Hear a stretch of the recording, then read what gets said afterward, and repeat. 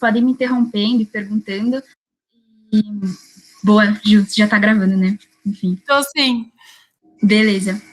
Então, só para repetir aqui, eu vou estar trazendo alguns conceitos, algumas dicas, porque, de novo, a gente nunca fez uma prova do Marcos Pinto, mas tem vários exercícios na lista que podem ser, sei lá, parecidos, ou pelo menos são da mesma matéria. Me interrompam quando vocês quiserem, enfim. Bom, o primeiro ponto que eu queria passar é o MP sempre gosta de trazer atualidades, né? E daí acho que todo mundo ficou sabendo do navio encalhado no canal de Suez, né? Tem até um post lá no Mutim do CEM e tudo mais. E ele sempre gosta de falar sobre esses canais, né? O canal de Suez, o canal do Panamá, que são esses lugares que diminuem as trajetórias, enfim, bastante sobre essa primeira parte da matéria, que é o comércio exterior, comércio internacional. E daí, só algumas coisas, acho que todo mundo sabe, mas para deixar alguns tópicos bem simples, né, o canal de Suez, eu não trouxe o mapa, mas basicamente ele é esse canal ali que conecta a Europa com a Ásia, e ele tem uma importância bem grande, né, passam ali por volta de 50 navios por dia e mexe com quase 10 bilhões de dólares aí em mercadoria diária, né? Então, é uma atualidade, enfim, tem várias outras, assim, sobre a BR do Mar, sobre algumas leis, que sempre Desculpa, gente, tem um cachorro aqui, mas, enfim, me avisem se não estiver dando para ouvir e tudo mais. Mas é sempre bom saber algumas coisas que estão acontecendo no mundo recentemente, e principalmente sobre essas trajetórias, esses fluxos, né? E daí essa parte de comércio internacional, na verdade é uma parte bem extensa, vocês têm bastantes slides do Marcos Pinto, e é uma parte que eu não sei exatamente como ele pode cobrar, mas eu vou trazer só algumas coisas bem gerais, algumas coisas até que a gente aprende na escola, assim, geografia, história, e é mais um bom senso, assim, vocês terem noção de algumas coisas macros, né? Então, primeiro, essa parte de trocas mundiais e globalização, ela é influenciada por vários pontos, então, principalmente essa questão dos produtos, então, é bem aquela parte de geografia, história que a gente aprende mesmo, quais países têm matéria-prima, quais países têm os produtos, enfim, essas transações, e ao longo do tempo elas foram mudando, né? Foram emergindo, tem os países emergentes, os novos emergentes, enfim, e com isso também tem a troca, né, a mudança do valor agregado de certos produtos. Peguei aqui até uma frasezinha que representa isso bem, estava ali nos slides do professor, mas essa parte é bem geral, assim, obviamente eu acho que não precisa ficar decorando todos aqueles gráficos, mas é mais ter uma noção um pouco geral, quais são os principais países de determinados produtos, os principais países que têm o porte de navios, que fabricam os navios, e as principais mercadorias de um modo mais geral, né? Não só mercadorias, mas também tecnologia, demografia, enfim, que estão influenciando nessas trocas mundiais. E, além disso tudo, conectividade, que ele falou bastante sobre essa parte, principalmente saber onde que o Brasil se encontra nisso tudo, né? Um ponto, uma frasezinha assim que acho legal explicar é: o aumento da elasticidade da demanda e do transporte eficiente passa a ser a chave. O que significa o aumento da elasticidade da demanda, né? É quando a variância da demanda tá a partir de uma variância do preço. Então, basicamente, o preço final do produto ele vai estar muito relacionado tanto com a demanda quanto o transporte para onde ele precisa ir, e tudo isso está relacionado com o frete, que eu vou falar mais para frente, algumas coisas de velocidade do navio, então quanto tempo demora para chegar em tal lugar, que isso influencia bastante, e os tipos de mercado que existem. Essa parte eu não vou falar tanto, é mais para vocês sempre saberem analisar certos gráficos. Então, aqui eu trouxe só um exemplo da Comex, né, do comércio exterior aí com o PIB, Produto Interno Bruto, e sempre ter uma noção um pouquinho de como que está o mundo, né, o Brasil, e talvez aí o país mais importante em determinado assunto, em determinado fluxo, nesse caso é a Alemanha, mas é mais ter uma noção de não tentar decorar dados, mas sempre tentar relacionar o Brasil com o restante, ou o Brasil com os principais países do gráfico, enfim, é mais interpretação mesmo, essas questões.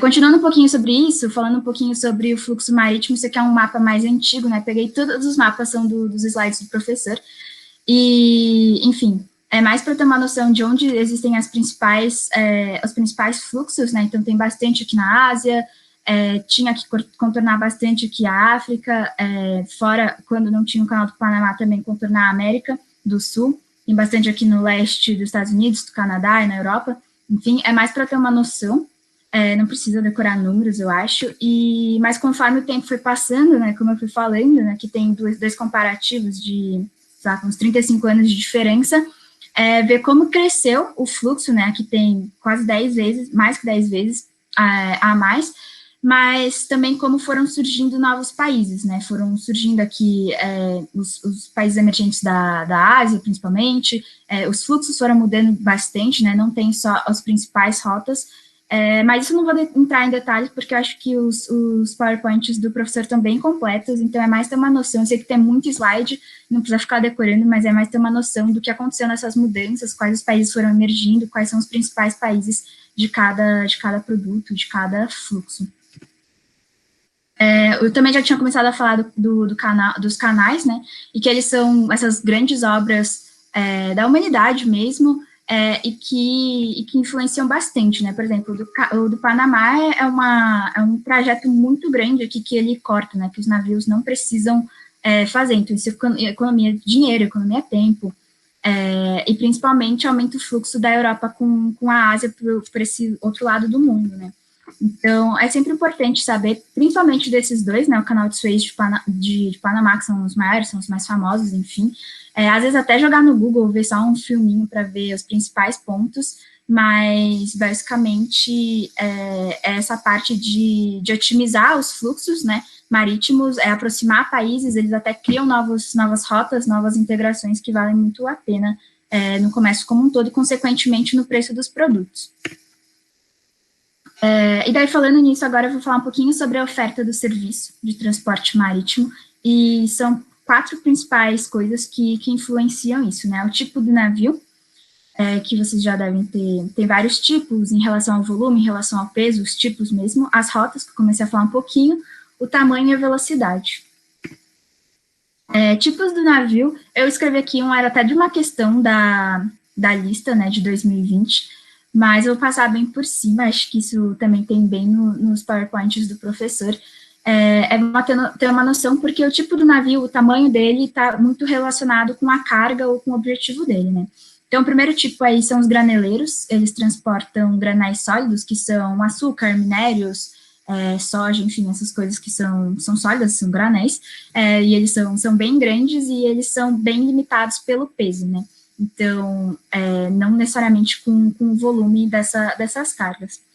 Os tankers são basicamente também, carregam granel, só que são de carga líquida aí, e os petroleiros são os principais exemplos disso aí.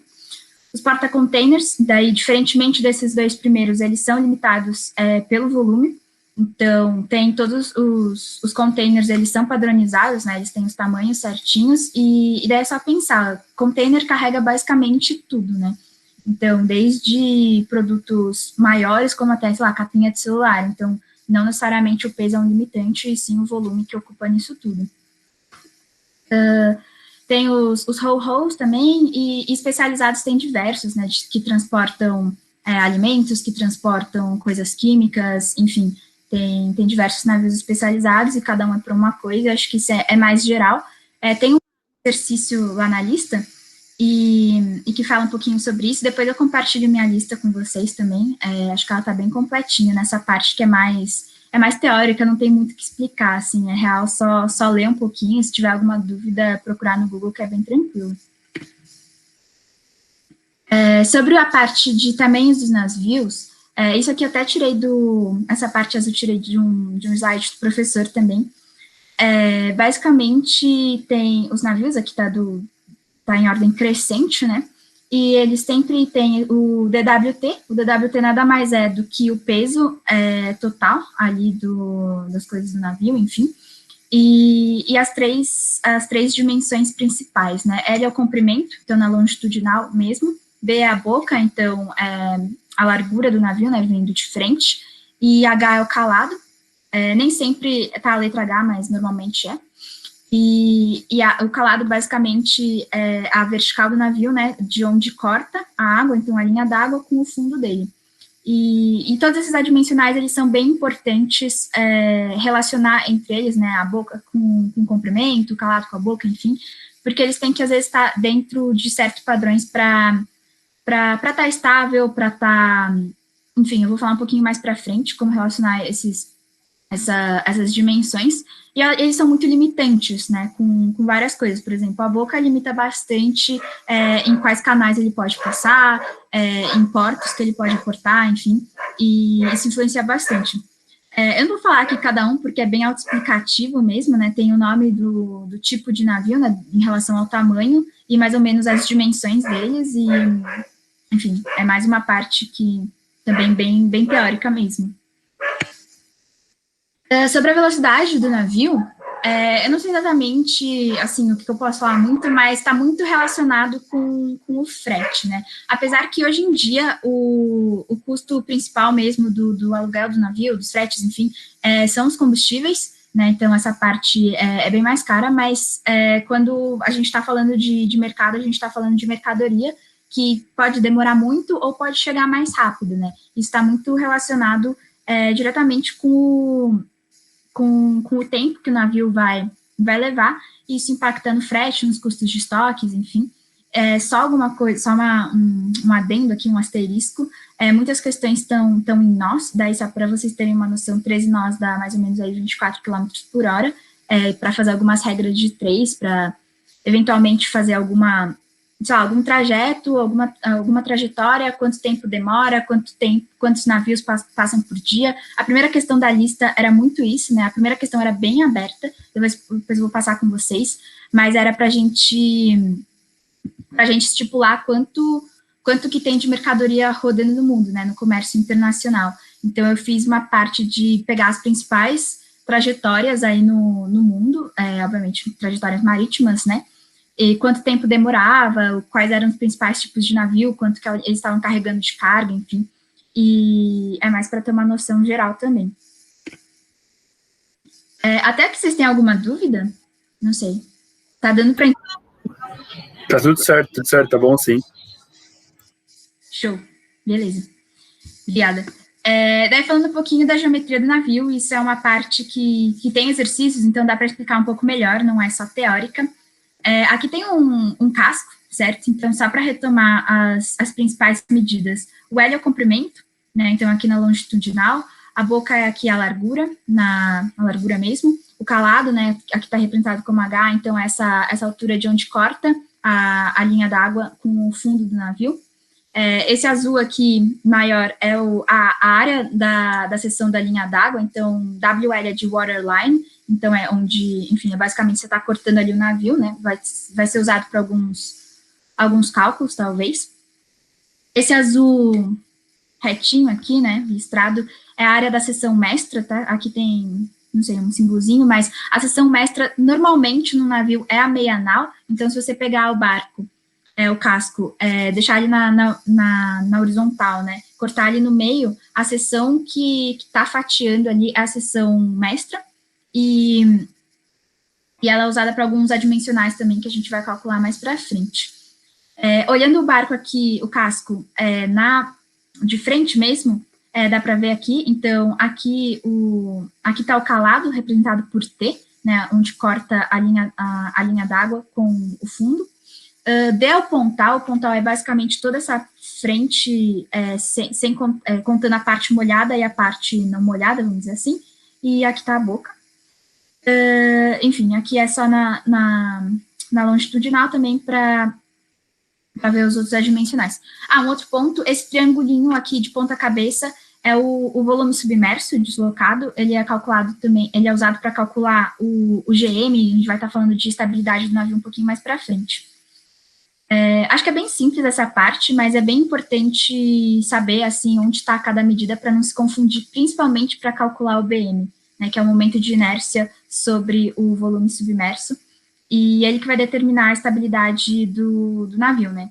Então, enfim, é bem importante saber todas essas letrinhas, o que elas significam.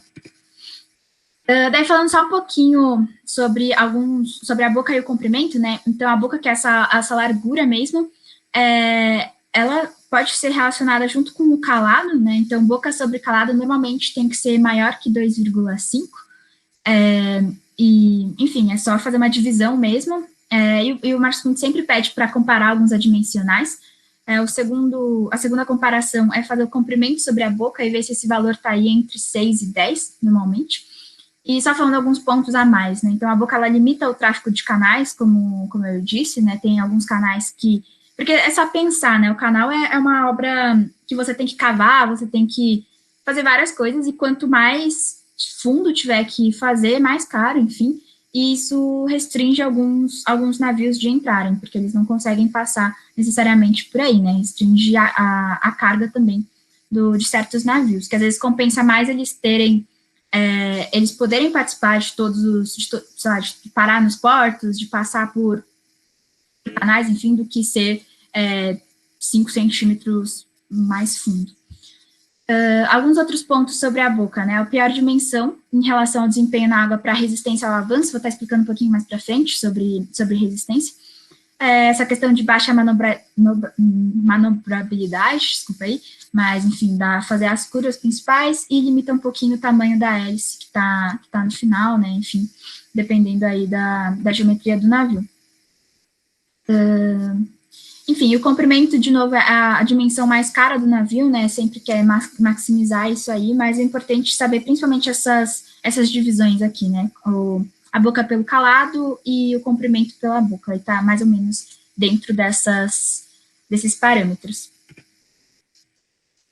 Antes de trazer o exercício, eu só queria falar um pouquinho sobre a parte de mercado mesmo, e daí acho que tem bastante slides sobre isso, é um pouquinho confuso, né, então só para retomar, as operações Trump é como se fosse, até o exemplo do professor, é como se fosse um táxi, né, então é um transporte sobre condições de demandas específicas e únicas, então você vai chamar o táxi, você vai chamar, você sabe o preço que vai ser, você sabe o caminho que vai ser, às vezes está só você lá dentro. Então, de novo, não tem data exata para a operação no terminal, então você vai pedir quando você precisa, e o prestador de serviços é o próprio operador ou o dono da própria carga, né? Então, é bem importante entender, tipo, essa diferença.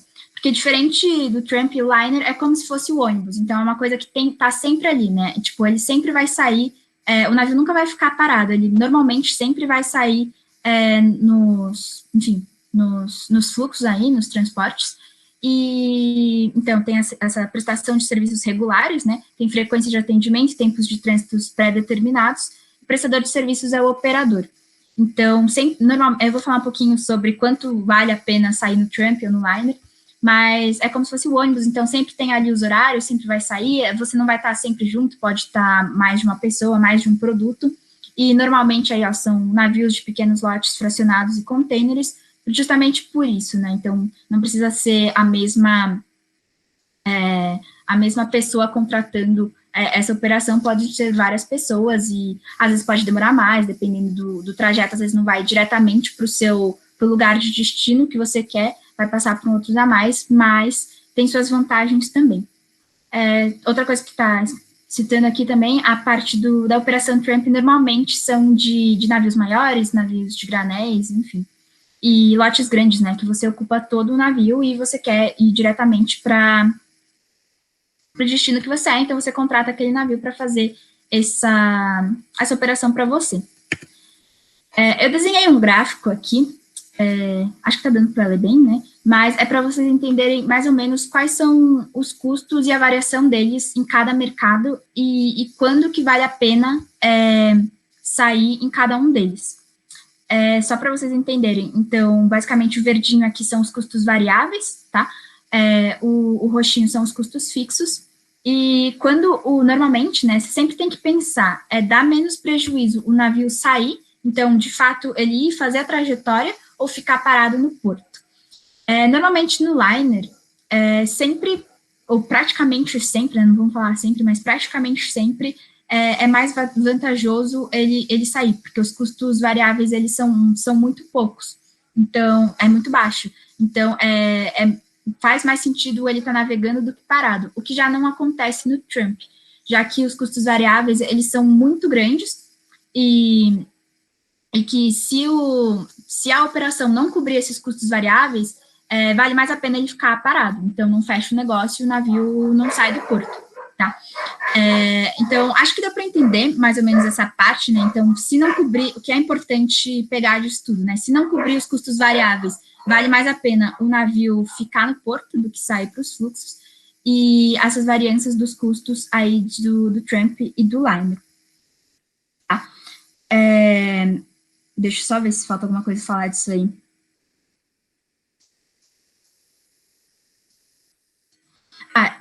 Só para pensar também, o Trump, ele só faz viagem quando o frete é superior à variável dele, tá? Então, o que acontece? O principal fator que vai definir isso tudo é o combustível. E isso faz bastante sentido, porque o Liner, como eu falei, ele tem coisas, como se fosse o ônibus, né? Tá pré-determinado as operações, enfim, quando vai sair. Então, o dono, ele pode, de fato, prever, né, quanto vai ser, então, comprar esse combustível antes, que são principalmente essa parte mais dos custos variáveis. Então, ele tem tudo isso pré-determinado, ou pelo menos tem uma estimativa de como vai ser, e faz muito mais sentido. Agora, o Trump não. Ele não sabe quando ele vai ter serviço, né, já que são serviços mais únicos, são serviços mais especializados.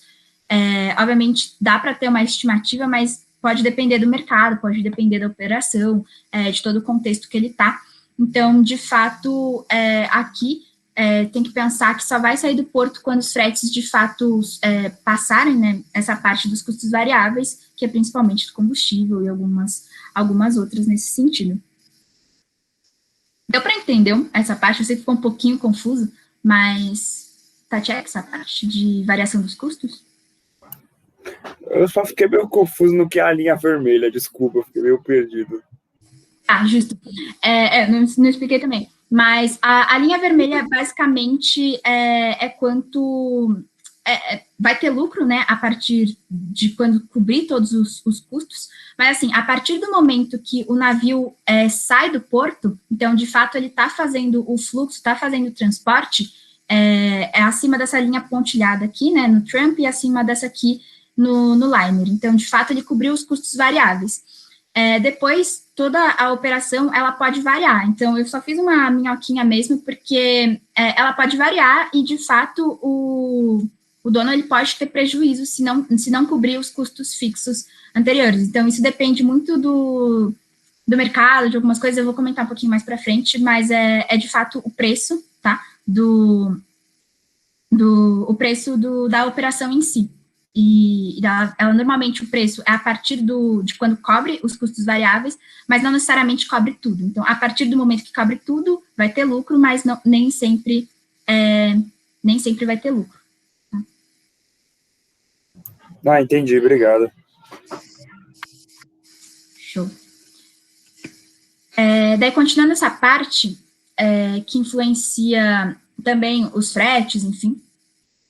Isso aqui eu até peguei essa imagenzinha aqui da esquerda, do PPT do professor, para entender um pouquinho sobre a dinâmica do mercado de shipping. Então, ela é basicamente um ciclo, né? Então, tem sempre a inelasticidade da demanda e elasticidade da oferta. E o que isso significa? A demanda não vai estar variando diretamente com o preço, mas sim vai ser... o preço vai estar variando principalmente com a oferta, né, com a variação da oferta. Isso vai gerar altos custos fixos, então, e sempre que acontece essa parte de altos custos fixos, vai ter um tempo de reação da oferta, e normalmente é quando o mercado começa a investir em maquinário, começa como é que fala? A comprar, melhorar seus navios, enfim, e isso vai ter uma indução sobre oferta e inovação, né? Então, quando eu falo de comprar maquinário, é mais, de fato, melhorar sua frota mesmo, ter essa parte de inovação, e que isso vai, de novo, voltar a ter mais oferta, e daí vai ser mais ou menos um ciclo. Ficou um pouquinho confuso, mas é que anotei os principais pontos principais. Então, quando tá com crise, e a crise ou tem muita oferta, mas não tem demanda para isso, tem a diminuição dos fretes, certo? Porque está tendo muita oferta, vai ter que diminuir o preço para as pessoas conseguirem, de fato, comprarem o serviço, enfim. E daí isso é uma tendência para essa parte de inovação, enfim, comprar equipamentos novos, como falei. E isso está tudo relacionado com os valores da mercadoria final. Então, calma, gente, ficou um pouquinho confuso. Mas é basicamente, quando está com crise, tem muita oferta e pouca demanda, o pessoal ele vai tentar diminuir os fretes, né, para o pessoal começar a, de fato, contratar o serviço, tá? E daí isso vai gerar altos custos fixos, porque vai ter uma tendência para inovação, então comprar novos equipamentos, e os custos fixos são essa parte que não é variável, que não é combustível, enfim. Então, é de fato do seu navio como uma parte mais mecânica disso tudo. E, enfim, e daí isso vai gerar, de novo, uma parte com os melhores, enfim, vai ter um tempo de ajuste do mercado mesmo, e que daí o pessoal vai estar, de novo, contratando essa parte dos serviços, né? Então, vai ter uma indução sobre a oferta e inovação, e só que depois isso pode virar sobressaturado, e, de novo, entra no ciclo, de novo, com a elasticidade da demanda e a elasticidade da oferta. E por isso que os fretes são muito voláteis, é por isso que os fretes estão sempre variando, e eu vi que no PPT do professor, né, tem várias situações de como aumenta, enfim, é importante entender quando que o frete aumenta ou quando ele diminui, é mais nisso. E, então, tipo assim, quando tem, de fato, muita oferta e pouca demanda, os fretes, eles têm uma tendência a baixar, para o pessoal conseguir fazer o navio sair do porto. Porque, às vezes, quando eles não conseguem fazer o navio do porto, é muito caro manter um navio no porto, né? Tem que pagar por horas, por diárias, enfim. E o navio não pode ficar lá, na verdade, para sempre, né? Então, a tendência é sempre ele estar navegando, obviamente, considerando essa parte de mercado liner e Trump e os custos de quando ele sai ou não. E outra parte aí também está muito relacionada com a velocidade dos navios. Então, o que eu falei ali no começo, é sempre bom pensar que quanto mais rápido um produto vai chegar, ou precisa chegar em determinado lugar, a velocidade é maior, e normalmente isso encarece o custo do serviço, né? Então, é bem essa parte. E daí, quando está falando ao contrário, quando a oferta é limitada, ou seja, tem muita gente querendo contratar os navios, tem um aumento da demanda, é muito natural que aumente os fretes, né? É só pensar, quando muita gente quer pouca coisa, a tendência é encarecer determinado produto. Ficou meio confusinho, mas deu para entender essa parte só da volatilidade dos fretes, principalmente? Deu sim. Obrigada, gente. Show. Daí agora eu vou falar um pouquinho de alguns exercícios, que acho que é o principal, né? Então, só para trazer alguns temas, só para ter uma noção, vocês já viram essa lista resolvida do ano passado? Eu nem sabia que tinha a lista do ano passado. Também não. Não, show, beleza. Na verdade, ano passado a gente não teve prova, a gente só teve uma lista, e era uma lista bem grande, tipo, a minha lista ficou com 30 páginas, assim, para resolver todos os exercícios, mas, tipo, era da matéria inteira, tá? Eu vou compartilhar uma lista com vocês, mas eu vou explicar alguns pontos, porque vocês não tiveram ainda toda a matéria. Alguns principais pontos aqui mais gerais, então não necessariamente de contas ou coisas muito práticas, bem essa parte de volume do comércio exterior de mercadorias, mas é mais ter uma noção de fato, assim, o que influencia os fretes, o que influencia o fluxo, a mercadoria chegar em determinado lugar. Um pouquinho sobre atualidades, né? Ano passado, então, foi os impactos da Covid, né, principalmente no volume do mercado do comércio exterior, do mercado marítimo, enfim. Essa parte mais geral de tipos de navios adimensionais e do mercado de Trump e tal. Teve uma parte um pouco mais de história, não sei se vocês tiveram também sobre as conferências de fretes, mas eu vou passar por cima. E algumas coisas um pouco mais, mais com conta, mais exatamente saber algumas metodologias, né, do método de Froudes e também estabilidade do navio. Enfim, eu vou só parar de compartilhar aqui, só para vocês verem, depois eu compartilho com vocês. Essa é a lista, ela teve, tipo, acho que umas 20 questões quase, e só para vocês terem uma noção de algumas coisinhas, né? Então, de fato, era apresentar os dados do volume de comércio exterior de mercadorias. Então, como a gente tinha vários dias para fazer, assim, foi mais fazer uma pesquisa. Acho que isso não precisa, vocês podem só dar uma olhada para ter uma noção. Mas, enfim, para ter uma noção, algumas noções de pergunta, né? Então, por exemplo, a primeira questão era: faça algumas hipóteses de volumes transportados por via marítima, distância média, porte dos navios, velocidade, tempo de porto e a ponte, quantos navios seriam necessários para essa movimentação, que seria no mundo, né? Tipo, do comércio exterior de mercadorias. E daí, só para vocês terem uma noção, que é algo muito de interpretação, né? Não necessariamente decorar todos aqueles gráficos, mas foi uma lista que o Marcos Pinto elogiou bastante, tá? Eu tirei 10, então eu acredito que todas as questões estejam razoavelmente certas, para vocês terem uma noção. E, então, basicamente, fui pesquisando, assim, os principais fluxos, né? Onde que estavam esses principais fluxos. Então, o Transpacífico, da Europa à Ásia, e o Transatlântico, e relacionei bastante com a parte de volume ou de peso dos navios mesmo em mercadoria, a velocidade, fiz uma média geral, assim, de quantos navios passavam por cada rota principal, eu só peguei essas 3, para ter algumas estimativas, né? E vale ressaltar que o Marcos Pinto, ele nunca, às vezes, quer o número exato, ele gosta muito que a gente tenha noção das coisas, então, ter números coerentes, mas não necessariamente exatamente qual número que é. E, enfim, a questão 1, depois vocês leem com calma, porque ela é bem mais, assim, de conceito, algumas pesquisas, mas eu vou voltar a compartilhar aqui e trazer primeiras questões mais de conta, enfim, de estabilidade, e depois eu posso passar pela lista e falar de coisas mais gerais. Então, acho que vocês já viram essa imagem, né, na aula, enfim. Só confirma, vocês já viram essa imagem, né?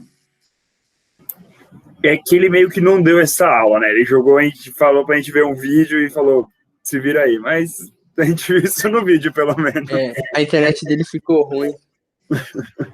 Mas tranquilo, é a parte mais fácil, assim, no meu ver, porque ela é exata, tipo, são continhas, tá?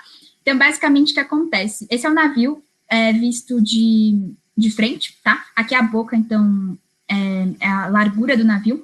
E quando o navio, ele sofre uma oscilação, né, que a gente fala de banda, quando é uma oscilação transversal, o navio, ela dá essa inclinada, e agora eu vou falar o que são essas letrinhas, tá? É bem fácil, gente, não é tão confuso, não. Aqui, quando tá reto, o G é o ponto de gravidade, então, é gravidade, é o centro gravitacional do volume aí, e o C, tá? Nem sempre é C, às vezes tem o nome de B, é o ponto de carena, e é o centro gravitacional do volume submerso. Então, você pega aqui o F1, que é a linha d'água, supondo que o navio estava retinho, aqui é o centro gravitacional, e aqui é o centro do volume submerso, né, dessa parte aqui que está debaixo d'água. Quando o casco, ele vira, então, a linha d'água tá... A linha d'água não, né? A linha d'água continua a mesma, mas, sei lá, a horizontal do navio passa a ser F0 aqui, tem essa oscilação de φ, né? Tem um ângulo que só fez assim com o barco mesmo. E o que acontece? O ponto gravitacional e o centro de carena vão...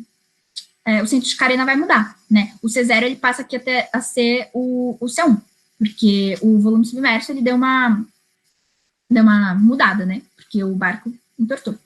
E daí, basicamente, esses são os principais pontos que vocês precisam saber. Só para retomar, o peso, a flechinha aqui, né, tá como D, mas normalmente é P de peso, tá sempre embaixo do G, que é o ponto o centro gravitacional, e o E, que é o empuxo, tá sempre na vertical do centro de carena, que aqui está representado como o C1. Só para vocês terem uma noção, porque normalmente quando está em estabilidade, você pode assumir que as forças externas são iguais a zero, e se não tem outras coisas influenciando o navio, é só peso igual ao empuxo, né? Por isso que o navio não afunda, porque peso igual ao empuxo. Mas quando você inverte, quando o barco tomba um pouquinho, eles não estão na mesma linha, né? É só vocês verem que aqui o empuxo passou para cá, né? Onde está o C1 e não mais onde está o C0. E daí isso gera algumas coisas que a gente tem que fazer umas continhas para entender se o navio vai ser estável, ou seja, não vai tombar, ou se de fato ele vai gerar um momento binário aí e pode causar um embarcamento, daí causa um monte de acidente, e é muito perigoso. Só algum outro ponto que é importante saber também é esse Z, tá?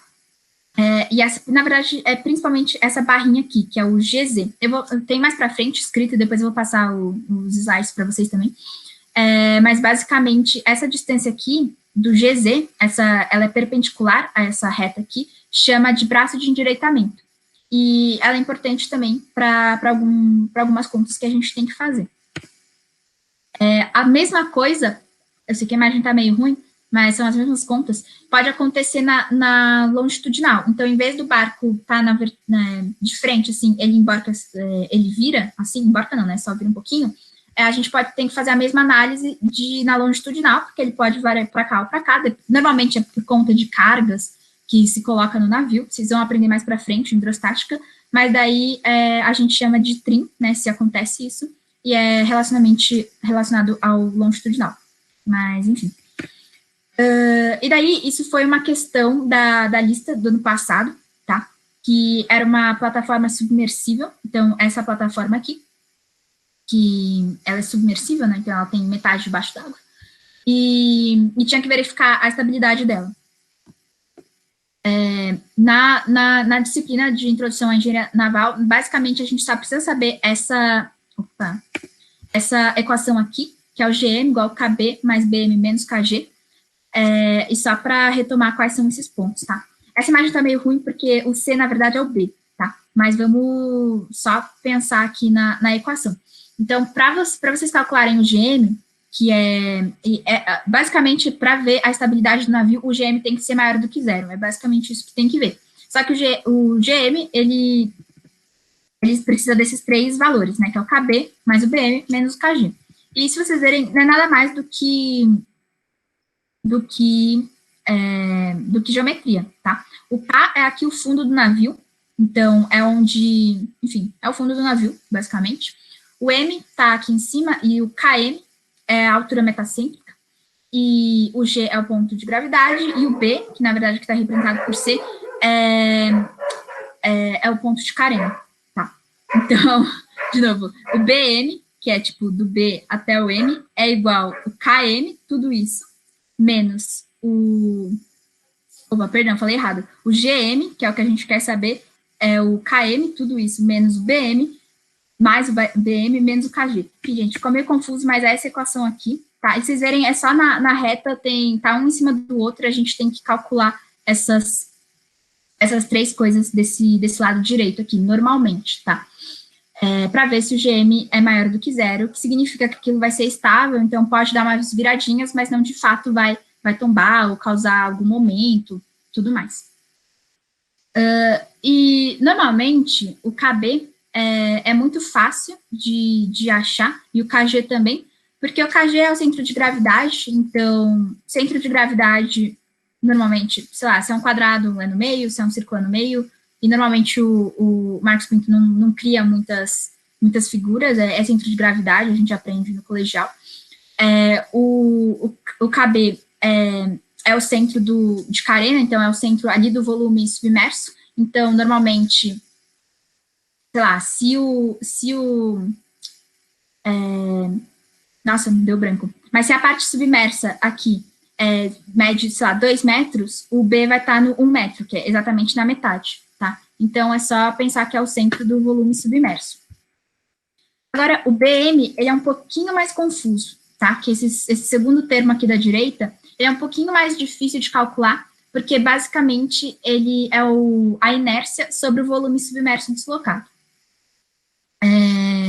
E o que é isso? Inércia é o momento de inércia, tá? Então, eu trouxe alguns padrões, né, tipo de círculo, de quadrado, que normalmente é o que acontece.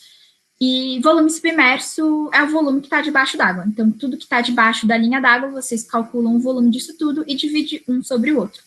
Eu trouxe um exercício aqui que é justamente de uma plataforma submersível, então tem 4 colunas aqui, tá? E para vocês verem como que calcula esse BM. Na verdade, isso aqui é uma questão lá de hidrostática, mas é bem parecida com a da lista do Marcos Pinto do ano passado. E, enfim, eles já tinham dado o KG e o KB e tinha que calcular o GM. Então, basicamente, a gente tinha que calcular o BM em si. E o BM é o momento de inércia sobre o volume submerso deslocado. Como que vai calcular o momento de inércia, que normalmente é o mais difícil? No momento de inércia, você pega a linha d'água, então, onde a água está cortando, né, essa plataforma, você faz um corte e tenta desenhar a vista de cima. Nesse caso, eram quadrados, tá? Quadrados não, eram retângulos, né, 10 por 12, mas podem ser cilindros, então podem ser círculos aqui, dependendo da questão.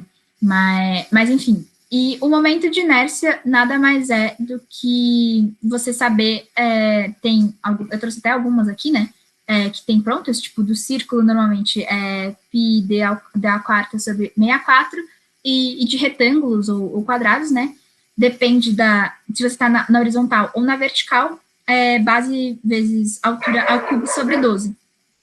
Só lembrando do teorema dos eixos paralelos, que além disso, do momento de inércia relacionado ao ponto gravitacional, você tem que somar a área vezes a distância ao quadrado. E é o que acontece nesse exercício aqui, porque o centro, de onde está passando mesmo, eu até represento aqui, né, de L. Então, a gente tem que pegar o momento de inércia do retângulo, que é aqui, né, base vezes altura ao cubo sobre 12, então 12 vezes 10 ao cubo sobre 12, mais a área, 12 vezes 10, vezes a distância ao quadrado. E a distância é do centro do corpo até o eixo que ele está passando. Então, nesse caso aqui, era 20, tá? E, então, a distância é ao quadrado. E como são 4 colunas, vezes 4. Eu sei que ficou meio confuso, assim, mas se vocês verem com calma, é bem fácil, né? Normalmente só cai círculo ou retângulo, né? Ou quadrado, mas quadrado é a mesma coisa que o retângulo, né? Só é igual, né? Lado vezes lado. Mas tem que pensar que se não for uma coisa única, se não for, por exemplo, um barril boiando no mar, ou enfim, se for tipo uma plataforma submersível que normalmente tem 4 colunas, ou se falar que tem 2 colunas, vão ser 2 colunas, tem que pensar onde está passando o eixo central daquilo lá e fazer essa parte do teorema dos eixos paralelos, né, não esquecendo de somar essa parte aqui, que é a área vezes a distância ao quadrado. E a distância é do centro do corpo, então aqui do centro da coluna até o eixo, que seria 20 metros nesse caso. E aí depois fica fácil, né, depois de calcular o momento depois de calcular a inércia, o BM é só a inércia sobre o volume submerso, nesse caso foi dado, mas se não é só calcular mesmo, ele vai te dar a geometria da coluna, se vai ter um ponto pontal embaixo, vocês têm que calcular o volume disso tudo, dividir um pelo outro, vai dar um valor, que é sempre em metro, tá? E aí o GM é essa forma aqui, né, KB mais BM menos KG, então é só somar e subtrair, e vai dar, de fato, um valor, que se for maior do que zero, que é nesse caso, é 1,8, quer dizer que a plataforma é estável. Deu para entender? Ou ficou muito confuso essa parte de estabilidade? Deu sim, Aline, tá ótimo. Show, obrigada. E de novo, só relembrando aqui essa parte do braço de endireitamento, que é o GZ, que é essa linha aqui, que é perpendicular na vertical aqui, ela depois é calculada com o GZ vezes o seno de φ, né? E seno de φ é esse ângulo aí que entortou o barco. Acho que esses são os principais pontos que precisa analisar para ver se o navio é estável na matéria do Marcos Pinto. E bom, é basicamente isso, né? E só relembrando de fato, calcular o momento de inércia é mais difícil de calcular, assim, não nos confundir, fazer com calma. ver onde está passando o eixo, e se não for exatamente no corpo, lembrar de fazer essa parte de mais áreas vezes distância ao quadrado do teorema dos eixos paralelos. Daí, de questão de conta mesmo, acho que era mais isso que eu queria trazer para vocês. Daí eu vou passar pelas primeiras questões da lista do ano passado, só para vocês terem uma noção também, mas depois eu compartilho com vocês o PDF para vocês conseguirem ler com mais calma e tudo mais. A primeira questão, como eu disse, tipo, calma, tá dando para enxergar aqui a lista? Tá, né? Beleza. A primeira questão, ela era bem, assim, mais geral mesmo, então depois vocês leem com calma, mas era sobre comércio exterior e, enfim. E essa parte de Covid também é bem geral, assim, eu escrevi bem o que eu achei, então, só para vocês terem uma noção, são coisas bem de ter bom senso, ter um pouquinho de noção do que está acontecendo no mundo e tentar relacionar isso com o que está acontecendo no setor naval, né? Daí, de novo, aqui, essa parte de navios especializados, então, saber quais são os tipos de navio e quais estão relacionados principalmente com o peso ou com o volume. Então, o que limita, assim, é sempre pensar, aquele navio, ele é feito para um tipo de carga, né? E essa carga, o que ela é? Então, tipo, ela é um granel sólido, então ela está relacionada ao peso. Ou ela é uma carga que está dentro de container, então está relacionada com volume. Então, são coisas mais básicas também. Aqui é uma parte mais desses adimensionais, né, que eu tinha passado, então, de fato, tentar relacionar o comprimento com a boca e a boca com H, e, enfim, ver se está dentro daquelas medidas que eu tinha falado no PPT, né, maior que 2,5, entre 6 e 10, e mais ter uma noção para ver se o navio vai estar estável em relação a isso. Vou passar aqui por cima, porque tinha que analisar muitos navios, mas, enfim.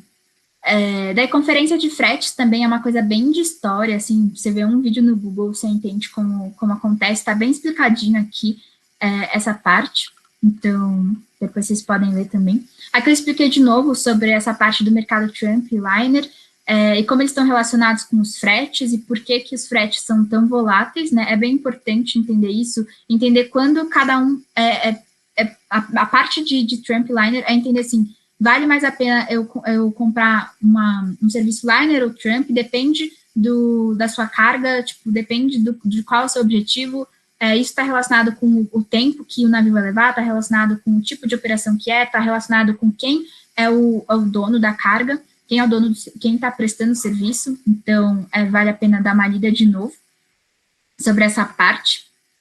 Aqui de novo essa parte dos custos, né? Essa foi a questão da plataforma, então fazer uma plataforma submersível, mas só para vocês terem uma noção, a plataforma submersível, normalmente ela tem 4 colunas e ela tem esses pontais aqui embaixo, tá? Então lembra que quando for calcular o volume submerso, né, para calcular o BM, instabilidade, vocês sempre vão passar a linha d'água, então, por exemplo, corta aqui no meio, então vocês vão ter que calcular o momento de inércia na linha d'água, então nesse caso eram tipo 4 círculos, né, com um eixo passando aqui no meio, e, então lembrando de fazer o teorema dos eixos paralelos, mas, e sempre pensar que o volume não é só as colunas, né, então teria que calcular 4 vezes o volume das colunas até a linha d'água, e todo o volume desses pontais, que como são, sei lá, uns cubos aí, é bem fácil, né, base altura e vezes comprimento. Então, é mais ou menos isso para calcular a estabilidade. Então, era bem isso mesmo, né, calcular aqui era o semi, mas era para ver onde que estava o centro de massa, que seria o KG, tá, que tem algumas outras nomenclaturas. Enfim, calcular o KG também, o KB, e o BM, né, com o momento de inércia, e lembrando de novo, muita gente esquece isso, tá, quando tem o teorema dos eixos paralelos, e ver se o GM é maior do que 0, que é quando ela está estável. Daí tem uma parte bem, assim, eu acho que eu nem vi nesse ano para vocês, mas o Marcos Pinto focou bastante no passado, métodos construtivos, mas, assim, é bem como construir uns navios, antes era por rebites, e daí eles foram evoluindo conforme foi evoluindo a parte da mecanização do trabalho mesmo, mas é bem assim, conceitual, se vocês lerem isso uma vez, dá para entender. E a partir daqui da 9, eu acho que já seria matéria para depois, tá? Eu acho que a partir daqui, acho que vocês não viram, né? Essa parte de número de Reynolds, de camada limite, só confirma alguém, acho que a matéria de vocês seria mais ou menos até a questão 8, né? Eu não sei se vocês sabem. Ele falou isso na última aula, mas eu não sei se cai, entendeu? É meio confuso. O Marcos Pinto é meio confuso, mas, enfim, qualquer coisa vocês podem dar uma olhadinha também. Número de Reynolds, vocês vão ver mais para frente, né, em McFlu, enfim, mas o que ele pede são coisas bem simples, ver se é regime turbulento ou não, então é só ver se, eu não lembro o número certinho, mas só calcular o Reynolds, que é essa fórmula aqui, e quando que vai ter o descolamento da camada limite, né? O descolamento da camada limite ver quando tem essas curvinhas aqui, basicamente elas... Vamos explicar. É porque realmente não precisa ir muito a fundo, né? Tudo isso vocês vão aprender mais em McFlu 1, McFlu 2, a gente ainda está aprendendo sobre isso no terceiro ano. É mais ver que a camada limite, quando o regime é turbulento, ou seja, tem bastante vórtex são essas ondinhas, né, que estão depois do corpo, quando o fluido está passando, ajuda o escoamento a superar um gradiente, né, então ele fica aderido à superfície por mais tempo, e daí isso depende muito da geometria do corpo, que se é uma esfera ou se é um corpo mais alongado, enfim, e basicamente o que acontece, quando o corpo é mais alongado, enfim, ele tem mais contato com o fluido, né? Tipo, ele tem essa superfície maior, então é uma área maior de interação do corpo com o fluido, e que isso é bom, né? Obviamente, tem maior o arrasto, mas isso é bom porque, teoricamente, o navio ele tem que ser mais alongado em alguns pontos. E isso porque faz com que as partículas, elas contornam com maior facilidade. E tem vários estudos até, tipo, não só em fluidos, mas em ar, que, por exemplo, por que a bolinha de golfe é toda, sei lá, não é lisa, né? Tipo, ela tem aqueles negocinhos da bolinha de golfe, que tá justamente para aumentar esse contato com, não é o fluido, né? Seria com o ar. Mas, enfim, então é mais uma parte disso aí. E método de Froude também eu acho que fica mais para frente, mas qualquer coisa vocês dão uma lidinha para ver se ele comentou na aula, enfim, que ele também ele fez uma ordem diferente para o ano passado, então não sei exatamente até que ponto vai indo, mas está bem explicado aqui a resistência do avanço, como que calcula a resistência, como que calcula toda essa parte do método de Froude, todas as etapas, para achar esses coeficientes e relacionar tanto o modelo quanto o protótipo, que é basicamente o que o método de Froude faz. E acho que é isso, gente. Eu vou compartilhar com vocês. Qualquer coisa, podem me chamar no WhatsApp também, se vocês não entenderem alguma questão. É uma lista bem comprida, tá? Tem umas 30 páginas. Mas, enfim. Acho que é isso. Alguém tem algum ponto que quer falar? Ou enfim. Não sei. Alguma dúvida também? Eu não tenho dúvida, não. Foi muito bom, Fuji. Muito obrigado. Obrigada a vocês, gente.